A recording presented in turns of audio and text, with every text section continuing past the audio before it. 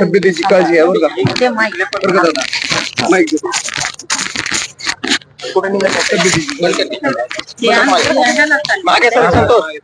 दादांची आता भेट घेतली आणि दादांना विनंती केली, ज्यावेळेस डॉक्टर येतील सलाईन घ्या म्हणतील तर विनंती केली की कृपया करून सलाईन घ्या दादा तुम्ही, आणि एवढंच माझं त्यांना बोलणं झालं.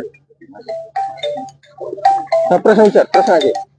तुमच्या बंधूच्या हत्येला आजचे 50 दिवस उलटले आहे, काय न्याय अपेक्षित आहे? अपेक्षित न्याय हाच आहे की आरोपीला फाशी झाली पाहिजे, आणि एवढीच मागणी आहे कुटुंबाची, समाजाची, की जे आरोपी आहेत, ज्यांनी हत्या केलेली आहे भावाची, त्यांना फाशीची शिक्षा झाली पाहिजे. आणि तो मुख्यमंत्री साहेबांना पण दिलेला शब्द आहे. त्यांनी सांगितलेलं आहे की ह्या सगळ्या गँग मधला शेवटचा माणूस फासावर लटकेपर्यंत हे शासन किंवा हे प्रशासन ही यंत्रणा थांबणार नाही, आणि त्याच्यावर आम्ही विश्वस्त आहोत. जर होत असं असलं तरी कुठेतरी अंजली दमानी राजीनाम्याची मागणी करतात धनंजय मुंडे.